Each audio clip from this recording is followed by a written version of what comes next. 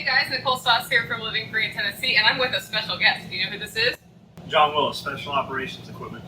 We reached out. We know Nicole from TSP originally, and then she's got her own deal going, so we've been talking to her back and forth through there. And I just said, hey, let's do some coffee. She said, how much? I said, how much can you not do? And she's like, 100. I'm like, I'll take 120. Yeah, so you may have heard I've been roasting from 7 in the morning till 9 at night for 4 straight days to get this order done. It's made me realize I need a new roaster. If my business is going to grow, I just got to take that leap of faith. Only it's not a leap of faith. It means I have to work harder. I think you should have 2 roasters probably. Probably. Which means an employee so that you don't have to roast them anymore. Roasting. Well, I was actually thinking of outsourcing it to the guy who makes the roaster part of my orders, so he drops shifts from there. I don't know. I'll find out. Somebody somewhere will do it. I'm sure. Okay, so here's what we got, guys. It's not your Granddaddy's Holler roast. It's got some boobies on it. Yeah.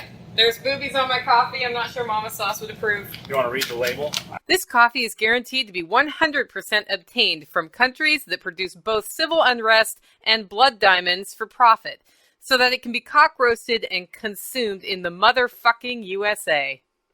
But it's really not. It's really not. It is really not. It is obtained direct from farms, which means the farmers get to keep more of their labor that they've put in, which is super exciting. How's it smell? It smells. I can smell it all the way from here. Yeah. When that smell comes out, does the flavor leave? No.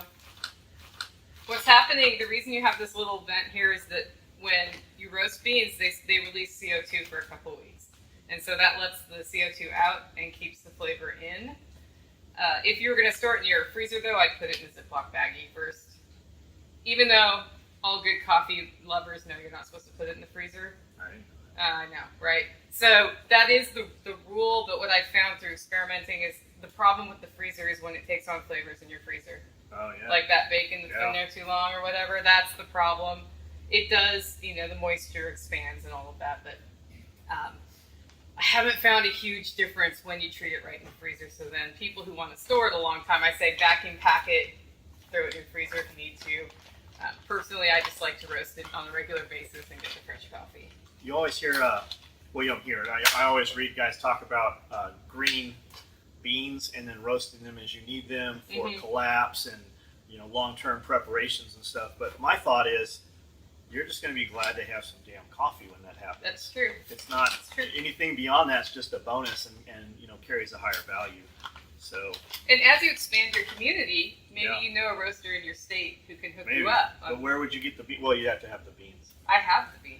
Can we not grow beans in the United States? We can grow beans. They're not as good as the beans grown at those higher elevations. But, so I haven't found one in the United States I love. Although Hawaii, the Kona, that's a very popular flavor. It's a really good coffee. I can't find green beans for less than $27 a pound right now. So that's why we're not roasting a Kona, because I'd be charging like $50.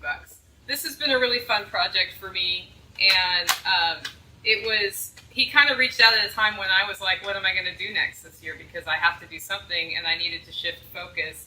And this has given me the kick in the ass I need to do the next step. So thank you for that. I was on a tractor out back on an excavator listening to your podcast about your last get together and how it kind of went different and just a shift in things. And I heard you say that COVID had, I guess shut down your Airbnb stuff or some of your real estate stuff. Yeah, it shut down a number of things. I said, well, now's a good time to do a coffee project.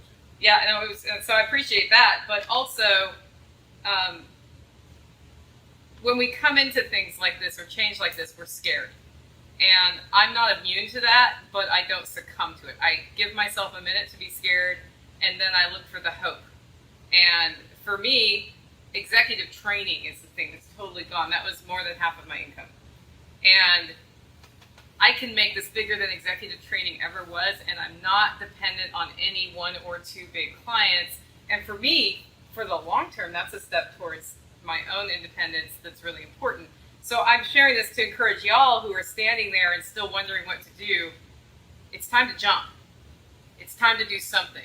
Make your best choice and do something, because if you stand there much longer, you're going to get stepped on. You're going to get squished. So. Wasn't it just a few years ago that you weren't going to be a coffee roaster? Yeah. 3 years ago, I decided not to be a coffee roaster.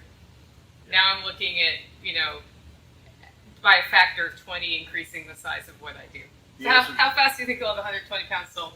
I think we'll sell this in probably a day when we put it up. Yeah.